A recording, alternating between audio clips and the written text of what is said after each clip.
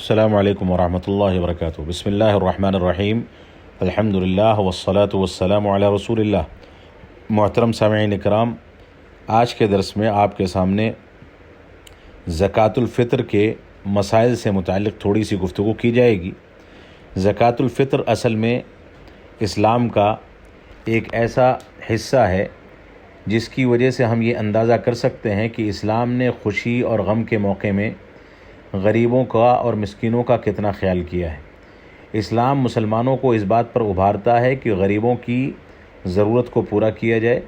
غریبوں کی بھوک اور پیاس کو مٹایا جائے، دور کیا جائے۔ اسی طریقے سے زکوٰۃ الفطر کو اسلام نے ہمارے اوپر واجب قرار دیا۔ یعنی زکوٰۃ الفطر جب انسان عید کی خوشیاں منا رہا ہے تو اس کو اس بات کی فکر ہونی چاہیے کہ اس عید کی خوشیوں میں وہ لوگ بھی شامل ہو سکیں جن کے گھر میں کھانے پینے کے لیے کچھ سامان نہیں ہے، یا وہ کسی انداز سے بھوک اور پیاس کو اپنے آپ سے دور نہیں کر سکتے بلکہ بھوکے اور پیاسے ہیں۔ اس سلسلے میں رسول اکرم صلی اللہ علیہ وسلم کا فرمان ہے، ابن عباس رضی اللہ تعالیٰ عنہما روایت کرتے ہیں کہ فرض رسول اللہ صلی اللہ علیہ وسلم زکوٰۃ الفطر طہرۃ للصائم من اللغو والرفث وطعمۃ للمساکین من اداها قبل الصلاة فهي زکاة مقبولة ومن اداها بعد الصلاة فهي صدقة من الصدقات۔ ابو داود کی روایت ہے، اللہ کے نبی صلی اللہ علیہ وسلم نے ارشاد فرمایا کہ اللہ کی زکوٰۃ الفطر جو ہے یہ اللہ کے رسول صلی اللہ علیہ وسلم نے ہمارے اوپر فرض کیا ہے، اور اس کو فرض کرنے کا بنیادی نتیجہ یہ ہے کہ یہ روزے دار کے لیے طہارت کا، روزے کی پاکی اور طہارت کا ذریعہ ہے۔ یعنی رمضان کے موسم میں اگر ہم سے کچھ خطائیں ہو جائیں تو فطرہ ان خطاؤں کو معاف کر دیتا ہے، لغو بات سے اور فضول باتوں سے ہمارا روزہ پاک ہو جاتا ہے۔ اور اسی طرح سے یہ زکوٰۃ فطر مسکینوں کے لیے کھانے پینے کا ذریعہ ہے۔ جس نے عید کی نماز سے پہلے اس کو ادا کر دیا تو یہ بطور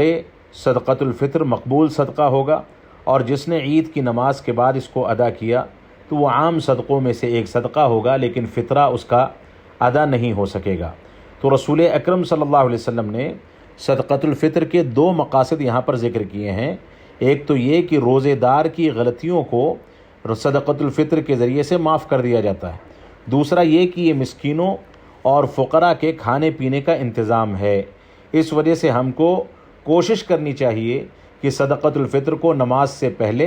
یا رمضان کے آخری کے 2 ایام میں اور چاند نکلنے کے بعد سے لے کر کے صلاۃ عید ادا کرنے سے پہلے تک اس کو ادا کر دیا جائے۔ یعنی اس کا اصل موقع عید کے چاند کو دیکھنے کے بعد ہے، لیکن 1-2 روز اس کو مقدم کرنے میں کوئی حرج کی بات نہیں ہے۔ دوسری اہم بات یہ ہے کہ صدقۃ الفطر کو ہم کو غلے کی شکل میں نکالنا چاہیے، پیسے کی شکل میں نکالنے سے بچنا چاہیے، کیونکہ حدیث کے الفاظ یہی ہیں، اور حدیث میں جو مقصد بیان کیا گیا ہے کہ کسی مسکین کی بھوک کو دور کیا جائے، یہ غلہ نکالنے ہی سے دور ہوتا ہے۔ پیسہ دینے سے اس کا غلط استعمال ہو سکتا ہے، فقراء اور مساکین اس کو ناجائز طریقے سے استعمال کر سکتے ہیں، لہٰذا ہم غلہ نکالیں۔ زکوٰۃ الفطر کی مقدار کے بارے میں رسول اکرم صلی اللہ علیہ وسلم فرمایا کہ ان رسول اللہ صلی اللہ علیہ وسلم فرض زکوٰۃ الفطر من رمضان صاعا من تمر او صاعا من شعیر علی کل حر او عبد ذکر او انثی من المسلمین۔ ابو داود کی روایت ہے کہ اللہ کے نبی صلی اللہ علیہ وسلم نے زکوٰۃ الفطر کو واجب کیا، فرض کیا رمضان کے روزوں کے اخیر میں 1 سا کھجور یا 1 سا جو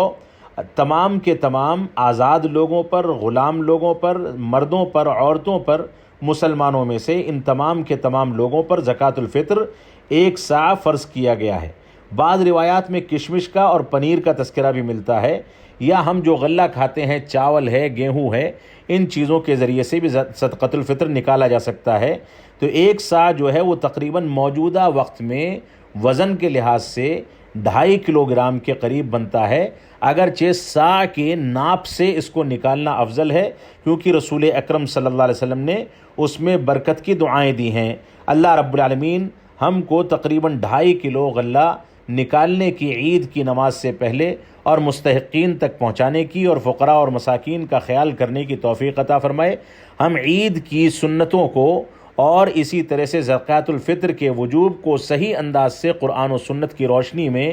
اپنے اوپر واجب سمجھیں اور صحیح انداز سے اس کو ادا کر سکیں۔ اللہ رب العالمین ہم کو اس بات کی توفیق عطا فرمائے۔ وصلی اللہ علی نبینا محمد وعلی آلہ وصحبہ وسلم۔ والسلام علیکم ورحمۃ اللہ